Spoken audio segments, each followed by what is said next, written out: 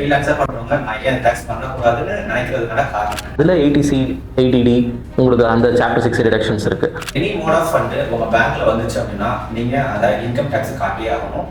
இதுதான். So new income tax regime, new income tax slabs பற்றி சில clarifications.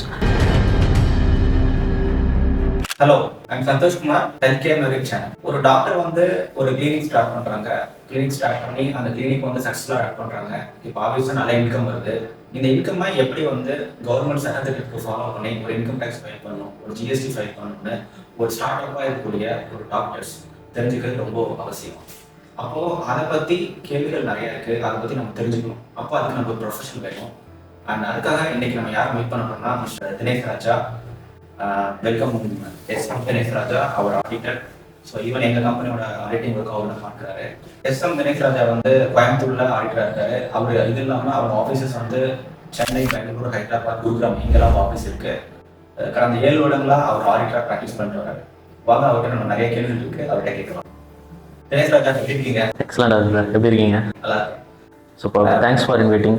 Thank you Dinesh Raja, thanks for coming for health care நரிக் channel. நான் பேசிக்கா இந்த ஹெல்த் கேர் நரிக் சேனல் என்ன அப்படின்னா, ஒரு டாக்டர்ஸ் இருக்காங்க. அந்த டாக்டர்ஸ் ஒரு ஸ்டார்ட் அப்பாக இருக்கிற பட்சத்தில் அவங்க பேக்ரவுண்ட் யாருமே இல்லை. அப்படின்ற டைம்ல அவங்க தனியாக நிறைய விஷயங்கள் கற்றுக்கொண்டு இருக்கு. ஸோ நம்ம நிறைய ஒரு ஸ்டார்ட் அப் டாக்டர்ஸ் ஒரு கிளினிக் பண்ணும்போது எப்படிலாம் பண்ணணும் நிறைய யூஸ் பண்ணிட்டு வரோம்.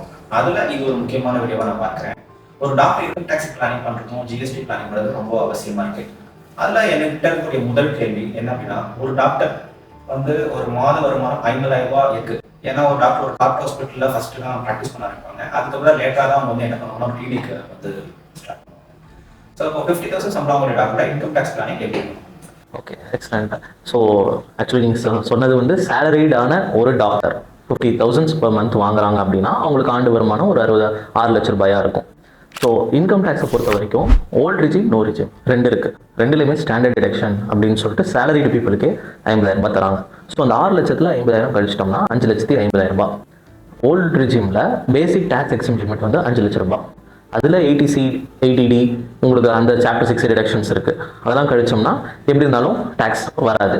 அதே மாதிரி நியூ ரிஜிமில் பார்த்தீங்கன்னா கூட 7 லட்ச ரூபாய் வரைக்கும் டேக்ஸ் வந்து வராது. எஃபெக்டிவாக 7.25 லட்ச ரூபாய் வரைக்கும் கூட நியூ ரிஜிமில் டேக்ஸ் வராது. ஸோ இப்போ ஏன்னா டாக்டர்ஸ் நீங்கள் கேட்ட கொஸ்டின் வந்து ரொம்ப ரெலவெண்ட், ரொம்ப ப்ராக்டிக்கலான ரெலவெண்டான கொஸ்டின். என்ன காரணம் அப்படின்னா, ஆல்ரெடி இதை வந்து லாட் படிக்கிறத பொறுத்த வரைக்கும் ஒரு 5-7 வருஷம் வந்து படிக்கிறாங்க. அதுக்கப்புறம் ஒரு 50,000 ரூபாய் சேலரி செக்யூர் பண்ணுறாங்க. அப்படி போகும்போது டேக்ஸ் அப்படின்னு சொல்லி பேரை கேட்டாலே யாருக்குமே கொஞ்சம் இதாகும். ஸோ அவங்க வந்து இதை பற்றி வரி பண்ண வேண்டியது கிடையாது. அவங்க எம்ப்ளாயரும் அவங்களுக்காக டிடிஎஸ் பிடிக்க வேண்டியது கிடையாது. அதை வந்து ஒரு டிக்ளரேஷன் கொடுத்தாங்கன்னா அவங்க வந்து டிடிஎஸ் பிடிக்க மாட்டாங்க. அவங்க வந்து கவலை இல்லாமல் இது பண்ணலாம். பட் அவங்களுக்கு டேக்ஸ் இல்லை அப்படிங்கிறதுனால அவங்க வந்து டேக்ஸ் ஃபைல் பண்ணக்கூடாதுங்கிறது கிடையாது. கண்டிப்பாக அவங்க வந்து டேக்ஸ் ஃபைல் பண்ணணும். வருஷத்துக்கு ஒரு வாட்டி அவங்க டியூ டேட் 31 ஜூலை அதுக்கு முன்னாடி அவங்க வந்து டேக்ஸ் ஃபைல் பண்ணியிருக்கணும். இப்போ ஏடிசி, ஏடிடின்னு சொன்னீங்களா, அதுனா என்ன? இப்போ கவர்மெண்ட்டில் இந்த ஓல்டு ரெஜிமில் இதுக்கு முன்னாடி இருந்த ஒரு 2-3-4 வருஷ காலகட்டத்தில் என்ன அவங்க கொடுத்துருந்தாங்கன்னா, மக்களை வந்து இன்வெஸ்ட் பண்ணுறதுக்கு நிறைய மோட்டிவேட் பண்ணாங்க. இப்போ உதாரணத்துக்கு ஒரு ஸ்கூல் டியூஷன் ஃபீஸ் ஒரு குழந்தைக்கு கட்டுறதா இருக்கட்டும், ஒரு எல்ஐசி கட்டுறதா இருக்கட்டும், அதுக்கப்புறம் நம்ம வந்து வீடு கட்டுறதா இருக்கட்டும், இதெல்லாத்துக்குமே நம்ம வந்து ஒரு இன்வெஸ்ட்மெண்ட்டாக நம்ம வந்து பண்ணிட்டு இருக்கோம். ஸோ இதுக்கெல்லாம் கவர்மெண்ட் வந்து நீ வந்து உன்னோட டேக்ஸபிள் இன்கம்லேருந்து இதை கழிச்சுக்கோ, இதை கழிச்சுட்டு பேலன்ஸுக்கு நீ டேக்ஸ் கட்டு அப்படின்னு சொல்லி இது கொடுத்துருந்தாங்க. ஸோ இதுதான் அந்த ஏடிசி அப்படிங்கிறது. இந்த ஏடிசியில் லைஃப் இன்சூரன்ஸ் நீங்கள் கழிச்சிக்கலாம், உங்களோட குழந்தைக்கு கட்டுற டியூஷன் ஃபீஸ் அதை நீங்கள் வந்து கழிச்சிக்கலாம். அது போக நீங்கள் பிஎஃப்க்கு கான்ட்ரிபியூட் பண்ணுறது கழிச்சிக்கலாம். நியூ பென்ஷன் ஸ்கீம் அதுக்கெல்லாம் நீங்கள் கான்ட்ரிபியூட் பண்ணுறது கழிச்சிக்கலாம். So government was motivating you to invest. So அந்த இது கழிச்சிக்கலாம். ஏடிடி அதில் வந்து நீங்கள் மெடிக்கல் இன்சூரன்ஸ் பே பண்ணுறீங்க அப்படின்னா ஆண்டுக்கு 25,000 ரூபாய் அதை நீங்கள் கழிச்சிக்கலாம். இதே உங்கள் பேரண்ட்ஸ் டிபெண்டாக இருந்தாங்கன்னா அதுக்கு ஒரு 25,000 ரூபாய் எடுத்துக்கலாம். இதே அவங்க சீனியர் சிட்டிஸாக இருந்தாங்கன்னா அதை அப்படி டபுள் பண்ணி எடுத்துக்கலாம். ஸோ இதுதான் வந்து ஏடிசி அண்ட் ஏடிடி. ஏடிசி அப்படின்னா சேவிங்ஸ், இன்சூரன்ஸ் எக்ஸ்பென்ஸ். இப்போ அதே டாக்டர் மாத சம்பளம் 1 லட்ச ரூபாய் இருக்கு. இல்ல இங்க 2 விஷயமா வச்சுக்கலாம். ஒன்னு அவர் சேலரிட் எம்ப்ளாயா இருக்கலாம், 1 லேக் வாங்குறாரு அந்த டாக்டர். இல்ல அவர் ஒரு கிளினிக் வச்சிருக்காரு, அவரோட மாத இன்கம் 1 லட்ச ரூபாய் இருக்கு. இப்போ ரெண்டுக்கும் அவங்களோட டாக்ஸ் பிளானிங் எப்படி இருக்கும்? இது ரெண்டுமே டூ டிஃப்ரெண்ட் சினாரியோஸ். ஒன்று வந்து நீங்கள் உங்கள் சேலரியே 12 லட்ச ரூபாய் இருக்கும்னு சொல்லிட்டீங்க. இன்னொன்று வந்து என்ன சொல்லியிருக்கீங்கன்னா அவங்க வந்து ப்ராக்டிஸ் ரன் பண்ணுறாங்க, அந்த ப்ராக்டிஸில் 12 லட்ச ரூபாய் வந்து ஆண்டுக்கு வருது அப்படின்னு சொல்லியிருக்கீங்க. இப்போ அவங்க வந்து சேலரி வந்து 12 லட்ச ரூபாய் வாங்குறாங்கன்னா அகைன் நம்ம இந்த ஸ்டாண்டர்ட் டிடக்ஷன்ஸ் வந்து எடுத்துக்கலாம். New scheme or old scheme standard deduction அவைலபிளாக இருக்கு, அவங்க எடுத்துக்கலாம். ஆனால் இதில் ஓல்டு பெஸ்ட்டா நியூ பெஸ்ட்டா அப்படின்னு சூஸ் பண்ணுறதுல எதை வச்சு நம்ம சூஸ் பண்ணுவோம் அப்படின்னம்னா அவங்களுக்கு அவைலபிள் எடுக்கக்கூடிய டிடக்ஷன்ஸ். நான் உங்களுக்கு 80C சொன்னேன், 80D சொன்னேன், அந்த மாதிரி இன்னொரு செக்ஷன்ஸ் எல்லாம் இன்னும் சில செக்ஷன்ஸ் இருக்கு. 80E வந்து எஜுகேஷன் லோன் வந்து அவங்க படிக்கும் போது போயிருந்தாங்கன்னா அதோட இன்ட்ரெஸ்ட்டாக அவங்க டிடக்ஷனாக கிளைம் பண்ணிக்கலாம். ஆமாம்.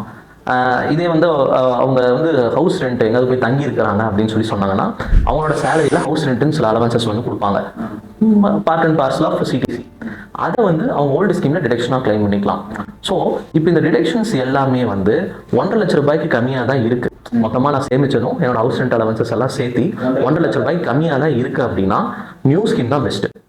இதே வந்து 3.25 லட்ச ரூபாய்க்கு மேலே இருக்குது என்னோட டிடக்ஷன்ஸ் எல்லாம். ஏன்னா இப்போ ஒரு வீடு நம்ம கட்டுறோம் அப்படின்னம்னா அவங்க வந்து 2 இதில் நீங்கள் டிடக்ஷன்ஸ் எடுத்துக்கலாம். ஒன்று வந்து இன்ட்ரெஸ்ட் காம்பனண்ட்டை வந்து இதில் ஹவுஸ் ப்ராப்பர்ட்டியில் வந்து எடுத்துக்கலாம், அது வந்து 2 lakhs வரைக்கும் எடுத்துக்கலாம். 80Cல 1.5 வரைக்கும் பிரின்சிபல் ரீபேமெண்ட் எடுத்துக்கலாம். ஸோ இந்த மாதிரி இதெல்லாம் சேரும் போது 3.75 lakhs வந்து வந்துடும். அப்படி வந்துச்சுன்னா கண்டிப்பாக வந்து ஓல்டு தான் பெஸ்ட்டு. பட் இந்த 1.5க்கும் 3.75க்கும் நடுவில் இருக்குது இல்லையா, அது வந்து கேஸ் டு கேஸ் பேசிஸ் நம்ம அனலைஸ் பண்ணி டிசைட் பண்ணணும். ஸோ அவங்க வந்து இந்த மாதிரி அசஸ் பண்ணுவாங்க. ஸோ சேலரியில் வந்து இந்த மாதிரி தான் வந்து இதை பண்ணணும். இதே வந்து இதுக்கு வராங்கன்னு வச்சுக்கோங்க, ஒரு மெடிக்கல் ப்ரொஃபஷனலாக வந்து ப்ராக்டிஸ் பண்ணிருக்காங்க, ஓன் கிளினிக்கல் எஸ்டாப்ளிஷ்மெண்ட் வச்சிருக்காங்க அப்படின்னு சொன்னால், அவர் ஃப்ரீலான்சிங் பண்ணுறாங்கன்னு சொன்னால் நிறைய பேர் என்ன ஒரு மிஸ்கன்செப்ஷன் இருக்குது அப்படின்னா, நான் ஃப்ரீலான்ஸ் தானே பண்ணுறேன், எதுக்கு இந்த இன்கம் டேக்ஸபிள் அப்படின்னு நினச்சிக்கிறாங்க. பட் ஃப்ரீலான்ஸ் பண்ணாலும் அந்த இன்கம் இஸ் டேக்ஸபிள். ஸோ அது ஏன் எப்படி நினைச்சுக்கிறாங்க வந்து நான் ஃப்ரீலான்ஸாக பண்ணுறவங்க நான் ஏன் டேக்ஸ் பண்ணக்கூடாதுன்னு நினைக்கிறதுக்கான காரணம் என்ன? ஒரு ஹார்ட் அண்ட் ஃபாஸ்டான ஒரு கட்டத்துக்குள்ள அவங்க வரல. நம்ம ஒரு விசிட்டிங் டாக்டராக நம்ம சாயந்தரம் ஒரு பக்கம் போகிறோம், ஒரு 1 hour ஒர்க் பண்ணுறோம், அதில் ஒரு அமௌண்ட் வருது, அதை கேஷாவோ நம்ம பேங்க்லேயோ வாங்குறோம். ஸோ அதை வந்து நான் ஆல்ரெடி சேலரி இருக்கு, நான் டேக்ஸ் கட்டிட்டு இருக்கேன், இதுக்கு ஏன் டேக்ஸ் கட்டணும் அப்படின்னு சொல்லி இப்போ நம்ம இப்படி வச்சுக்கலாமா, எனி மோட் ஆஃப் ஃபண்டு உங்கள் பேங்க்ல வந்துச்சு அப்படின்னா நீங்கள் அதை இன்கம் டேக்ஸ் காட்டியே ஆகணும், இதுதான் கண்டிப்பாக. எனி மோட் ஆஃப் ஃபண்டு நம்ம உள்ள வருது அப்படின்னா நம்ம முதல்ல வந்து அது டேக்ஸபிளா இல்லை நான் டேக்ஸபிளான்னு பார்க்கணும். டேக்ஸபிளுங்கிறது நம்மளோட உழைப்பில் வந்து வருது. நான் ஒரு ப்ரொஃபஷனல் ப்ராக்டிஸ் பண்ணிருக்கேன், நான் கன்சல்டண்ட்டாக இருக்கேன், எனக்கு வருது, அதை நான் டேக்ஸ் பண்ணுறேன். இதே அப்பா வந்து எனக்கு வந்து ஒரு 50,000 60,000 கொடுத்தாருன்னா அது நான் டேக்ஸபிள் ஃபண்டு, அது எனக்கு ஒரு கிஃப்ட், அது வந்து டேக்ஸ் வராது. இல்லை நான் வெளியிலேருந்து வேறு யார்கிட்டயாவது ஒரு கிஃப்ட் வாங்குறேன், ஒரு 40,000 எனக்கு என்னோட மாமா கொடுத்தாரு, பொண்ணு விட்ட மாமா கொடுத்தாருன்னா அது 50,000 மேலே போனால் டேக்ஸபிள். ஸோ நம்ம எனி ஃபண்டு நம்மளுக்குள்ள வருது, பேங்க்லயா ஒரு கேஷாக வரும், அது டேக்ஸபிளா நான் டேக்ஸபிளாங்கிறது நம்ம டிசைட் பண்ணுறதுக்கு சில கிரைட்டீரியாஸ். இப்போ வந்து நம்ம 1 லட்ச ரூபாய் சம்பளம் கூடிய டாக்டருக்கு 12 லட்ச ரூபாய் வருட வருமானம் வரும். அந்த 12 லட்ச ரூபாய் வருட வருமானம் வருது அப்படின்னா ஓல்டு டேக்ஸ் எலிஜிபிள்னா 3.75 lakhs எடுத்துக்கலாம். நியூ டேக்ஸ் எலிஜிபிள்னா எவ்வளவு நம்ம டேக்ஸ் இல்லை, நியூ டேக்ஸில் டிடக்ஷன்ஸ் கிடையாது, ஸ்டாண்டர்ட் டிடக்ஷன் மட்டும்தான் இருக்குது. நான் சூஸ் பண்ணுறதுக்கு ஒரு கிரைட்டீரியா, ஒரு தம்பு ரூல் என்ன சொன்னேன் அப்படின்னா 1.5 லட்ச ரூபாய் வரைக்கும் தான் என்னோட டிடக்ஷன் ஓல்டு ரிஜிமில் எடுக்க முடியும் அப்படின்னா நம்ம கண்ண மூடி நியூ ரிஜிம் போயிடலாம். இல்லை என்னால் 3,75,000 ரூபாய் வரைக்கும் டிடக்ஷன் எடுக்க முடியும்னா நம்ம ஓல்டு ரிஜிம்லேயே ஸ்டிக் ஆன் பண்ணிக்கலாம். என்னன்னா அந்த டைம்ல அந்த பர்டிகுலர் டாக்டர் வந்து ஆடிட்டர்ட்ட கன்சல்ட் பண்ணுவாங்க, நியூ ரிஜிம் பண்ணாம ஒரு ரிஜிம் பண்ணாம எதுல போறீங்க பெனிஃபிட்னு அன்னைக்கு அந்த இருக்கிற சூழ்நிலை பொறுத்து முடிவு பண்ணிக்கணும். ஒரு சேலரி டாக்டர், இப்போ அது ஒரு ப்ரொஃபஷனல் டாக்டர், அவர் கிளினிக் வச்சிருக்காரு, அவர் 12 லட்ச ரூபாய் அவருக்கு கன்சல்டேஷன் ஃபீ மட்டுமே வருது 1 yearக்கு, அவர் வேற எங்கேயும் ஒர்க் பண்ணலாம் அப்படின்றப்போ கன்சல்டேஷன் ஃபீ வந்து மாதம் 1 லட்ச ரூபாய் வருதுன்னா இப்போ இன்கம் டேக்ஸில் சில எக்ஸம்ஷன்ஸ் வந்து கொடுத்துருக்காங்க. எக்ஸம்ஷன்ஸ் ரிலாக்ஸேஷன்ஸ் சொல்லலாம், இது எக்ஸம்ஷன் சொல்ல முடியாது, ரிலாக்ஸேஷன்ஸ் சொல்லலாம். இப்போ என்னன்னா மெடிக்கல் ஃபீல்டு இருக்கிற மாதிரி ஒரு professional doctors they will be two busy. அப்போ இன்கம் டேக்ஸ் என்ன சொல்றாங்கன்னா ஃபர்ஸ்ட் பேசிக்கான ரூல் என்னன்னா 2 லட்ச ரூபாய்க்கு மேலே உன்னோட வருமானம் இருந்தால் நீ வந்து புக்ஸ் ஆஃப் அக்கௌண்ட்ஸ் வந்து மெயின்டைன் பண்ணு அப்படின்னு சொல்றாங்க. கேஷ் ரெஜிஸ்டர், ஜேர்னல்ஸ் வரது போகிறது இதெல்லாமே வந்து மெயின்டைன் பண்ணிட்டு. பட் மெடிக்கல் ப்ரொஃபஷனல்ஸுக்கு 44 ADA அப்படிங்கிற ஒரு செக்ஷனுக்கு கீழே ADA அதில் வந்து டாக்டர்ஸுக்கு ஸ்பெசிஃபிக்காக வந்து என்ன சொல்கிறாங்க அப்படின்னா நீங்கள் 50 லட்ச ரூபாய் வரைக்கும் உங்களோட ஆண்டோட கிராஸ் ரெசிட்ஸ் இருந்துச்சு அப்படின்னா அது ஸ்ட்ரெயிட்டாகவே 50 lakhs ஐ மீன் 50% மட்டும் நீங்கள் இன்கமாக காமிச்சுக்கோங்க. அதாவது 50 லட்ச ரூபாய் வரைக்கும் இருந்துச்சுன்னா அதில் 50% நீங்கள் உங்களோட இன்கமாக காமிச்சுக்கோங்க அப்படின்னு சொல்கிறாங்க. அதுக்கு கீழே உங்களுக்கு இன்கம் நீங்கள் காமிக்கணும்னா நீங்கள் வந்து ஆடிட் பண்ணணும் அப்படின்னு சொல்கிறாங்க. இந்த ஆடிட்டுங்கிற விஷயத்துக்கு அப்புறம் வர ஸோ இந்த 50% இன்கமாக காமிக்கணும் அப்படின்னு என்ன அர்த்தம்? ஸோ எனக்கு நீங்கள் கேட்ட இந்த 12 லட்ச ரூபாய் வரைக்கும் ஒரு மெடிக்கல் கன்சல்டிங்கில் இருக்கிறவங்களுக்கு வந்து இன்கம் வருது அப்படின்னா அவர் ஸ்ட்ரெயிட்டாகவே 6 lakhs தான் என்னோட இன்கம் அப்படின்னு காமிச்சிட்டு போயிடலாம். 6 lakhs தான் இன்கம்னு காமிக்கும் போது எனக்கு இந்த ஓல்டு ஸ்கீம் டிடக்ஷன்ஸ் 1 லட்ச ரூபாய் இருந்தாலும் 5 லட்ச ரூபாய் ஆகிடும், டேக்ஸ் கிடையாது. நியூ ரிஜிமில் ஆட்டோமேட்டிக்காக டேக்ஸ் கிடையாது, ஏன்னா பேசிக் எக்ஸம்ஷன் லிமிட்டுக்கு கம்மியாக இருக்குது. அதனால 12 லட்ச ரூபாய் இன்கம் ஒரு வருஷத்துக்கு சம்பாதிக்கக்கூடிய டாக்டருக்கு டேக்ஸே வராது. Nice nice super. சரி, இப்போ 2 lakhs போயிடலாம். இப்போ again we stick to the doctor practice பண்றாரு, அவரோட மாத வருமானம் 2 லட்ச ரூபாய், இப்போ வருஷத்துக்கு 24 லட்ச ரூபாய் சம்பாதிக்கிறார். இப்போ எப்படி? இப்போ இந்த 24 லட்ச ரூபாய் சம்பாதிக்கிறார் அப்படின்னா அகைன் 44ADA அப்ளை ஆகும். இப்போ 44ADA 24 லட்சம் 50% அப்ளை பண்ணால் 12 லட்ச ரூபாய். அந்த 12 லட்ச ரூபாய்க்கு அகைன் ஓல்டா நியூவா டிடக்ஷன்ஸ் எவ்வளோ இருக்குங்கிறத பேஸ் பண்ணி நம்ம டிசைட் பண்ணி நம்ம டேக்ஸ் கட்டிக்கலாம். இதில் வந்து என்ன ஒரு இது அப்படின்னா, சில டைம் வந்து அவருக்கு எக்ஸ்பென்சஸ் அதிகமாக கூட இருக்கலாம். அப்போதான் ஒரு எஸ்டாப்ளிஷ்மெண்ட் போட்டிருப்பாரு, அவரே ரன் பண்ணும்போது நிறைய காசு இன்கர் பண்ண வேண்டிய. இது எல்லாமே வந்து கவர்மெண்ட் என்ன பண்ணுதுன்னா 50% எப்படி இருந்தாலும் உனக்கு வந்து ஒரு ப்ராஃபிட்டாக உனக்கு இன்கமாக தான் வரும் அப்படின்னு சொல்லிட்டு ஒரு அசம்ஷனில் சொல்கிறாங்க. இந்த 50% கம்மியாக நம்ம காமிக்கணும் அப்படின்னு நினைக்கிறோம் அப்படின்னம்னா, அப்போ நம்ம வந்து ஒரு ஆடிட்டர் கிட்ட, ஒரு chartered accountant, qualified chartered practising chartered accountant கிட்ட போயிட்டு, சார் இந்த மாதிரி எனக்கு 24 lakhs என்னோட ரெவன்யூ வந்திருக்கு, பட் என் இன்கம்னு என் கைக்கு நின்னது பார்த்தீங்கன்னா எனக்கு என்னவோ வந்து ஒரு 8 lakhs தான், நீங்கள் புக்ஸ் ஆஃப் அக்கௌண்ட்ஸ் என்னோட இது அப்படின்னு சொல்லி கொடுக்கும். அந்த ஆடிட்டர் வந்து அதை ஆடிட் பண்ணுவார், எக்ஸ்பென்சஸ் எல்லாத்தையும் அக்கௌண்ட் பண்ணுவார், வாட்ச் பண்ணுவார், கம்ப்ளைண்ட்ஸ் எல்லாம் கரெக்டாக இருக்கான்னு பார்க்குவார். அப்போ வந்து 8 lakhs தான் என்னோட இன்கம் அப்படின்னு சொல்லி ஆடிட் பண்ணி புக்ஸ் க்ளோஸ் பண்ணி கொடுப்பாரு. ஸோ இப்போ 44ADA 50% நீங்கள் இன்கமாக காமிக்கணும் அப்படின்னு சொல்றதுனால கவர்மெண்ட் கட்டாயப்படுத்தலை, has an option to show. அதாவது என்ன அப்படின்னா, ஒருத்தவங்க வந்து 24 லட்ச ரூபாய் ஒரு வருடத்துக்கு சம்பாதிக்கிறாங்க அப்படின்னா அவங்க கன்சர்வேட்டிவ் டாக்ஸேஷனாகவும் போய்க்கலாம், இல்லைன்னா ஆல்டர்னேட்டிவாகவும் போய்க்கலாம். 24 லட்ச ரூபாய் வருமானம் வச்சு இவ்வளோ செலவாச்சு எனக்கு இவ்வளோதான் ப்ராஃபிட் காட்டி அது புக்ஸ் ரெடியாக வச்சிருக்கணும். அதே வந்து அவங்க பிரசன்டிவ் டாக்ஸேஷன் இருக்காங்க, ஆனா அவங்க புக்ஸ் வைக்க தேவையில்ல, பிரசன்டிவ் டாக்ஸேஷனை 44ADA சூஸ் பண்ணலாம். ஆமா, ஸ்ட்ரைட்டாகவே 24 லட்சம் 12 லட்சம் தான் வருமானம் அப்படின்னு சொல்லிட்டு அந்த 12 லட்சத்துக்கு நியூ ரெஜிமா இருந்தா 7 lakhs. கரெக்ட். அப்போ பேலன்ஸ் 5 லட்சத்துக்கு மட்டும் எவ்வளோ டாக்ஸ் கட்டணும்? இல்லை, நியூ ரெஜிம்னா 7 lakhs வரைக்கும் எக்ஸம்ஷன் இருக்கு. ஆனால் 7 lakhsக்கு மேலே தாண்டும் போது ஸ்லாப் பேசிஸில் அவங்க வந்து டேக்ஸ் பே பண்ணணும். அது இப்போ அந்த 12 லட்சம் வருது அப்படின்னா அப்போ ஸ்லாப் ரேட் ஒர்க் அவுட் பண்ணி நம்ம வந்து 5, 10, 15, 20 அப்படின்னு சொல்லி வந்து டேக்ஸ் பே பண்ணணும். இப்போ ஓல்டு ரெஜிமெண்ட் சொல்லி பார்த்தீங்கன்னாக்கா ஃபர்ஸ்ட் 10 லட்சத்துக்கு அந்த இந்த அதாவது ஃபர்ஸ்ட் இந்த 12 லட்சத்தில் டிடக்ஷன்ஸ் ஏதாவது இருந்தால் கழிச்சிடுவோம். இந்த டிடக்ஷன்ஸ்லாம் கழிச்சது போல் லெட்ஸ் அஸ்யூம் 12 லட்சம் அப்படின்னு அஸ்யூம் பண்ணிட்டோம்னா ஃபர்ஸ்ட் 10 லட்சத்துக்கு 1,12,500 ரூபாய் டேக்ஸ் கட்டணும். அடுத்த 10 லட்சத்துக்கு மேலே இருக்கிறதுக்கு 30% கட்டணும். ஸோ 60,000 ப்ளஸ் 1,12,500 ரூபாய், 1,72,500 ப்ளஸ் இது செஸ் 4% இது சேர்த்து அவங்க வந்து கட்டணும். அப்போ வந்து ஒரு 24 லட்சம் ரூபாய் சம்பாதிக்கிறவங்க ஒரு 2 lakhs டேக்ஸ் கட்டுறது இருக்குமா? அதிகபட்சமாக அது வந்து வரும். அதோட கம்மியாக வருதுக்கு இந்த டேக்ஸ் ஸ்கீம்ஸில். ஸோ இப்போ அடுத்து நம்ம வந்து 5 lakhs போயிடலாம்.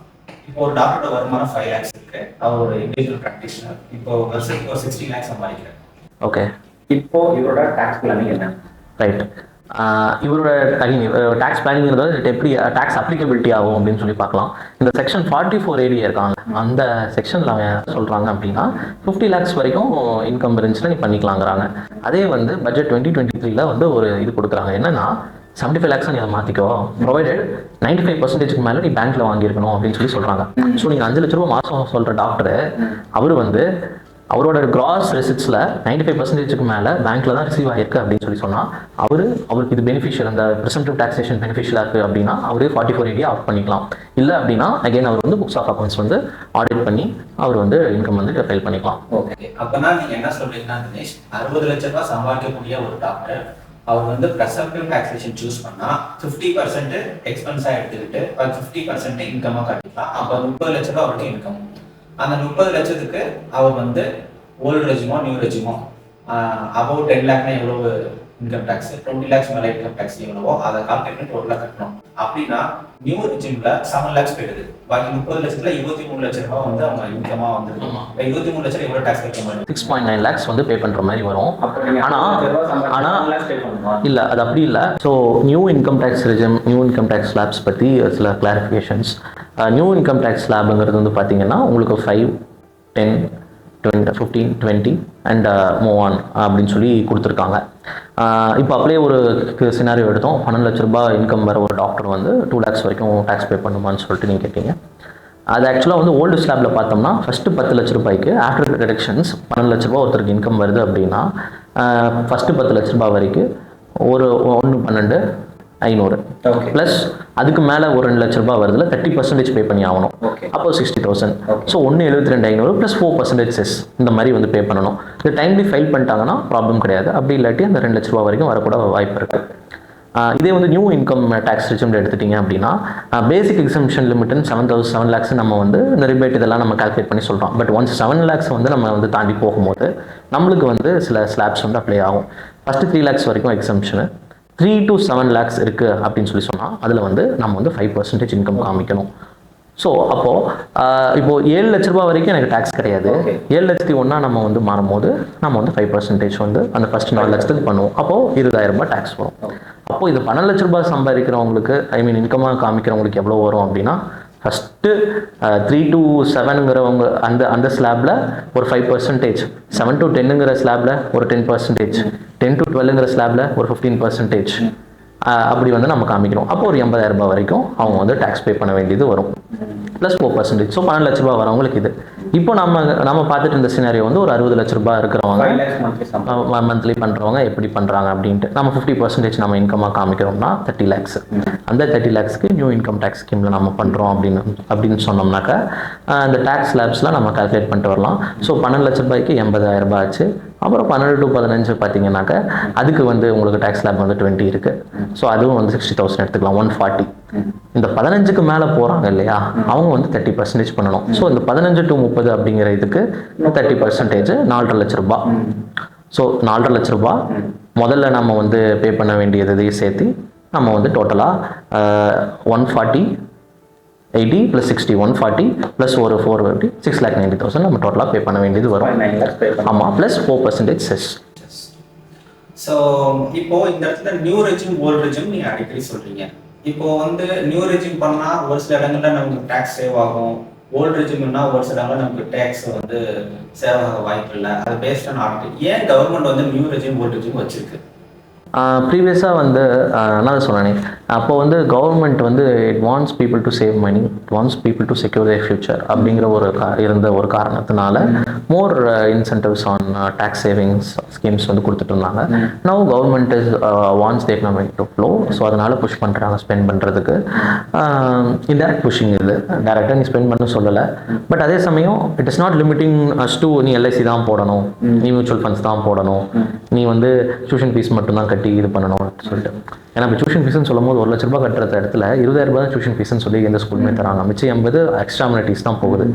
அப்போது மிச்சம் 80,000 ரூபாய்க்கு டிடக்ஷன்ஸே எடுத்துக்க முடியல. வேற இந்த நியூ ஸ்கீமில் வந்து பார்த்தீங்கன்னா அந்த ரிலாக்ஸேஷனை வந்து இந்த ஸ்லாப் ரைட்ஸ் உயர்த்திட்டதுனால, ஸ்லாப் ரைஸ் பண்ணிட்டதுனால நம்ம அதில் போகாமே நம்ம டிடக்ஷன் எடுத்துக்கலாம்.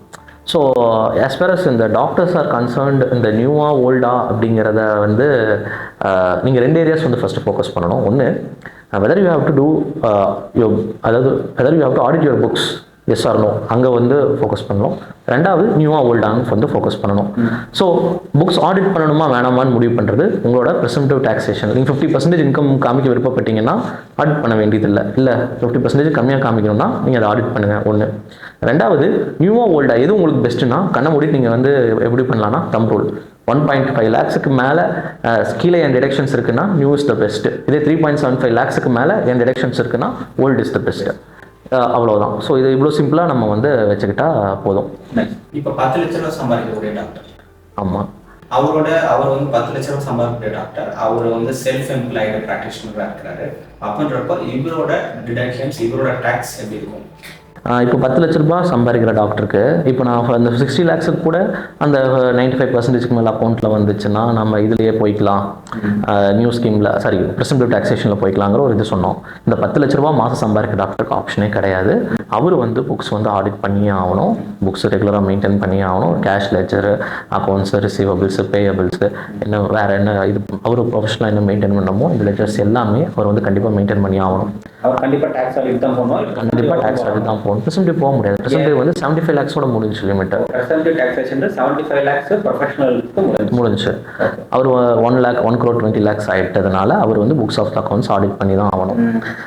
இதில் ஸோ ஆடிட் பண்ணி அவருக்கு என்ன இன்கம் வருதோ அதுக்கேற்ற மாதிரி அவர் இப்போ 1 crore இப்போ ஈவன் 60 lakhs டர்ன் அவுட் பண்ணவங்களா இருக்கட்டும், இல்லை 1 crore டர்ன் அவுட் பண்ணவங்களா இருக்கட்டும், இப்போ இவங்க வந்து இவங்க கொடுக்குற எம்ப்ளாய் கொடுக்குற சம்பளம் எல்லாமே இவங்க வந்து அதில் வந்து இப்போ 60 லட்சம் சம்பாதிக்கிறாங்க அப்படின்னா 30 lakhs அப்படியே போயிட்டதுனால எக்ஸ்பென்ஸ்லாம் அதில் கணக்கில் போயிடுது. பட் இதுவே இவங்க 1 கோடி ரூபாய் 1,20,00,000 ஒரு வருடத்துக்கு சம்பாதிக்கிறாங்கன்றப்போ இவங்க அந்த எக்ஸ்பென்ஸ்லாம் போட்டு அதில் என்ன லாப நஷ்டமோ அதில் அவங்க அப்படி கணக்கு கட்டிக்கிறது. ஆமாம். ஸோ இப்போ 1,20,00,000 சம்பாதிக்கிற ஒரு டாக்டர் இன்கம்மாக கன்சல்டிங் இன்கம்மாக வருது அப்படின்னா அவர் கண்டிப்பாக ஒரு கிளினிக்கல் எஸ்டாப்ளிஷ்மெண்ட் வச்சிருப்பாரு. ஒரு 5லேருந்து 10 பெட்டு போட்டிருப்பாரு. அதுக்கப்புறம் அதுக்கு நர்சஸ் வேலைக்கு வச்சிருப்பாரு. மேபி ஆம்புலன்ஸ் கூட இருக்கலாம் ஒரு இது. அண்ட் வேறு என்னென்ன ஃபெசிலிட்டிஸ் அவர் வந்து இது பண்ணுறாரோ அது எல்லாத்தையுமே அக்கௌண்ட் பண்ணிக்கலாம். அவர் ஏதாவது கேபிட்டல் எக்யூப்மெண்ட் வாங்கியிருக்காரு, இன்ஃப்ரா உள்ளே போட்டிருக்காரு அப்படின்னு சொன்னால் அது எல்லாத்தையும் கேபிட்டலைஸ் பண்ணி அதுக்கு டெப்ரிசியேஷன்ஸ் கிளைம் பண்ணிக்கலாம். ஸோ இதெல்லாம் allowable. So salary, whatever you pay for the any food that you are providing for your patients அதை நீங்கள் சார்ஜ் பண்ணல அப்படின்னு சொன்னால் அது எல்லாமே நீங்கள் வந்து எக்ஸ்பென்சஸாக எழுதிக்கலாம். அப்போ வந்து 75 lakhs மேலே போயிட்டாலே கண்டிப்பாக ஆடிட்டட் ஃபினான்ஷியல் ஸ்டேட்மெண்ட்டையும் வந்து ரைட்.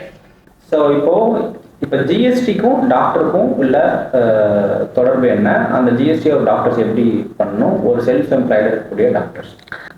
இப்போ ஃபார் நவ் இந்த மெடிக்கல் ப்ரொஃபஷனில் இருக்கிறவங்களுக்கு GST is exempt. So any turn over you do don't bother about GST. தேவையில்லை.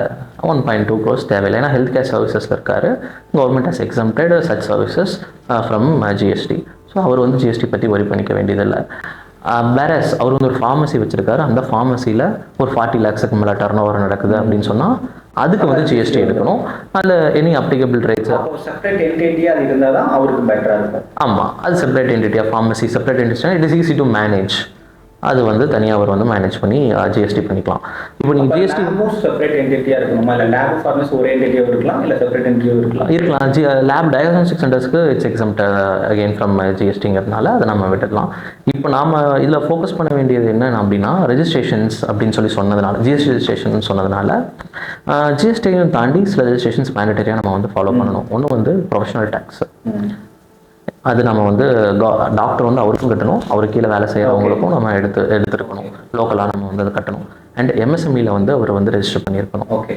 இப்போ 20 பேருக்கு மேலே வந்து அவங்க இதில் வேலை செய்கிறாங்கன்னா இஎஸ்ஐபிஎஃப் வந்து அவர் எடுத்துருக்கணும்.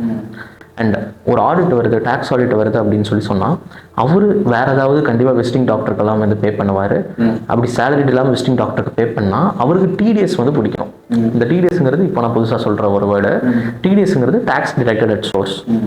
ஸோ குறிப்பிட்ட இன்கம் லிமிட்டுக்கு மேலே போகும்போது நாம் ஒரு டாக்டர்கிட்ட பே பண்ணுறோம் அப்படின்னம்னா அவரோட வருமானத்தில் நம்ம ஒரு 10% பிடிச்சி நம்ம வந்து டிடிஎஸ் வந்து பே பண்ணணும்.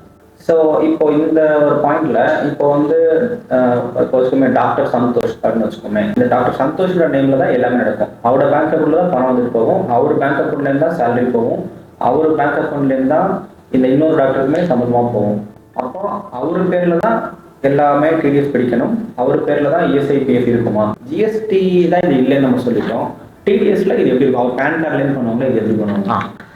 இப்போ சந்தோஷ் தான் அவரோட எம்ப்ளாயர் அப்படின்னா அவரோட பேன் தான் வந்து எல்லாத்துலேயுமே லிங்க் ஆகும். ஃபார் இஎஸ்ஐ ஃபார் பிஎஃப் அவர் வந்து எம்ப்ளாயராக வந்து பதியப்படுவார். ஸோ அவர் தான் டிடெக்ட் பண்ணி பே பண்ணணும், அது அவரோட பொறுப்பு. அடுத்த கேள்வி நீங்கள் கேட்டது வந்து டிடிஎஸ் எப்படி டிடெக்ட் பண்ணுவாங்கன்ற. டிடிஎஸ்க்கு வந்து டேன் நம்பர்னு ஒன்று இருக்குது. ஸோ டேன் நம்பர் வந்து ஜஸ்ட் லைக் டேன் நம்பர் தனியாக இருக்குது. டிடிஎஸ் டிடெக்ட் பண்ணுறவங்க வந்து ஆமாம் அவர் சந்தோஷ் ஒரு டாக்டரே ஒரு கம்பெனியாக கருதப்படுவார். ஆமாம், அந்த மாதிரி கம்பெனியாக கருதப்பட மாட்டார். அவர் டேனில் ரெஜிஸ்டர் ஆன ஒரு இண்டிவிஜுவலாக வந்து பார்க்கப்படுவார். So he has the responsibility, primary responsibility to detect TDS and remitted to the government. இந்த டிடிஎஸ் வந்து மாதம் கவர்மெண்ட்டுக்கு நம்ம கட்டிடணும் 7ஆம் தேதி. இப்போ இது 1.2 crore சம்பாதிக்கிறத யோசிக்க வேண்டிய விஷயம். அதுதான் யோசிக்க வேண்டிய விஷயம். நீங்கள் 1.2 crore சம்பாதிக்கிறது தான் இதெல்லாம் பண்ண வேண்டியிருக்கு. ஆமாம், 50 லட்சம் 60 லட்சம் நம்ம இது ப்ரெசென்ட் டாக்ஸேஷன் போகிறாங்க, இதை பற்றி கவலைப்பட வேண்டியதில்லை. இன்னொன்று சொல்கிறேன், இப்போ ஒரு டாக்டர் நான் இருக்கேன், 50 lakhsக்கு நான் வந்து இன்கம் எனக்கு வருது கிராஸ் ரெசிப்ட்ஸு. நான் இன்னொரு டாக்டருக்கு அந்த இதில் 20 லட்ச ரூபாய் தரேன், என்னோட கன்சல்டண்ட்டை நான் அப்பாயிண்ட் பண்ணியிருக்கேன்னா நான் டிடிஎஸ் பிடிக்கணுமான்னு கேட்டால் தேவையில்லை. ஏன்னா நான் வந்து 44 ADAல போகிறேன், எனக்கு டேக்ஸ் பிடிக்கணுங்கிற இதே கிடையாது. பட் நான் அந்த 44 ADAல 50 lakhs தான் நான் வாங்குறேன், இன்னொரு டாக்டருக்கு 20 லட்ச ரூபாய் தரேன், எனக்கு மற்ற எக்ஸ்பென்ஸ் எல்லாம் சேர்த்து 10 லட்ச ரூபாய் வருதுன்னா அந்த இடத்துல நான் டேக்ஸ் ஆடிட்டுக்கு தள்ளப்படுறேன். அப்போ போகும்போது I have the responsibility to detect TDS. So சின்ன சின்ன complications. But to broadly classify, இப்போ நம்மளோட இதை ஒரு சின்னதாக குட்டியாக ஒரு சம்மரி பண்ணணும் அப்படின்னா, சேலரிட்னா ஃபஸ்ட்டு நியூவாக ஓல்டு ரிஜிமாங்கிறத கன்ஃபியூஷன்ஸை இங்கேயே நம்ம க்ளோஸ் பண்ணிடலாம். தம் ரூல் 1.5 டிடக்ஷன்ஸ்க்கு கம்மியாக இருக்குது அப்படின்னு சொன்னால் கோ டு தி நியூ. 3.575க்கு மேலே டிடக்ஷன்ஸ் இருக்குன்னா கோ டு ஓல்டு. நடுவில் இருக்குன்னா let's decide on case to case basis. அந்த டிடக்ஷன்ஸை ஓரமாக வச்சுருவோம். இப்போ வந்து சேலரிடு அப்படிங்கும் போது நீங்கள் வந்து ஸ்ட்ரெயிட் அவே ஸ்லாப் ரேட்டில் வந்து நம்ம அப்ளை பண்ணுறோம், டிடக்ஷன்ஸ் இருந்து எடுத்துக்கிறோம். இதே வந்து ஒரு கிளினிக்கல் எஸ்டாப்ளிஷ்மெண்ட்டில் ப்ராக்டிஸ் பண்ணுற ஆள் நாம அப்படின்னு சொன்னோம்னாக்கா அப் டு 50 lakhs வந்து நம்ம வந்து 50% இன்கம்மாக காமிச்சா போதும். 50% கம்மியாக காமிக்கிறோம் அப்படின்னம்னா நம்ம வந்து டேக்ஸ் ஆடிட் பண்ண போகிறோம். இதே வந்து என்னோட கிராஸ் இது ரெசிட்ஸில் 95%க்கு மேலே பேங்க் அக்கௌண்ட்டில் வந்திருக்கு அப்படின்னா நான் வந்து 75 lakhs வரைக்கும் 44ADA ட்ராவல் பண்ணலாம். எனக்கு எந்த பிரச்சனையும் கிடையாது. ஒன்ஸ் எனக்கு வந்து இதெல்லாம் எனக்கு 44ADA அப்ளை ஆகல, அதையும் தாண்டி நான் கடந்து போயிட்டேன் அப்படின்னு சொன்னோம்னாக்கா நம்மளுக்கு வந்து டேக்ஸ் ஆடிட் வரும். நம்ம டேன் நம்பர் தனியாக எடுக்கணும், நம்ம டிடிஎஸ் டிடெக்ட் பண்ணணும், ஒரு புக்ஸ் ஆஃப் அக்கௌண்ட்ஸ் ஆடிட் பண்ணணும், அட்வான்ஸ் டேக்ஸ் ப்ராப்பராக இது குவார்ட்டர்லி நம்ம வந்து ஃபைல் பண்ணணும், டிடிஎஸ் குவார்ட்டர்லி ஃபைல் பண்ணணும், இது எல்லாத்தையும் வந்து பண்ணணும். பட் இதெல்லாம் ரொம்ப கஷ்டமானு சொல்லி கேட்டிங்கன்னா நாம வளர்கிற ஸ்பீடுக்கு இது கஷ்டம் கிடையாது. ஒரு நல்ல கன்சல்டன்ட் கையில், ஒரு நல்ல சார்ட்டர்ட் அக்கவுண்டன்ட் கையில் இந்த வேலையை கொடுத்துட்டா they will take care of it. You can focus on servicing the people. Thank you Dinesh. இவ்வளவு நேரம் பொறுமையாக எங்களோட கேள்விகளுக்கு நீங்கள் பதில் சொன்னதுக்கு. கண்டிப்பாக இது நிறைய எங்களோட டாக்டர்ஸ்க்கு உதவியாக இருக்கும்னு நினைக்கிறேன். உங்களுக்கு இது சம்பந்தம் மேல ஏதாவது கொஸ்டின்ஸ் இருந்துச்சுன்னா, அந்த நான் ஒரு கேள்விகளை கேட்காம விட்டுருந்துருக்கலாம். அந்த கேள்விகள் உங்களுக்கு இருந்துச்சு அப்படின்னா அதை கமெண்ட்ஸ்ல போடுங்க. நாங்கள் எங்க டீம் தினேஷ்கிட்ட கேட்டு அந்த கேள்விகளுக்கு பதில் சொல்றோம். இல்ல எங்களுக்கு இன்னும் இந்த கொஸ்டின்ஸ்லாம் என்கிட்ட இருக்கு அப்படின்னு இந்த கமெண்ட் நீங்க போட்டீங்க அப்படின்னா நாங்க பார்ட் 2 வீடியோ கூட போட தயாரா இருக்கோம். Thank you so much. Thanks for inviting, and I also thank my team Shreyas Global for helping me to come for this interview. So I'm thankful to my office as well. Thank you so much. Once again, Santosh Kumar, Healthcare Knowledge.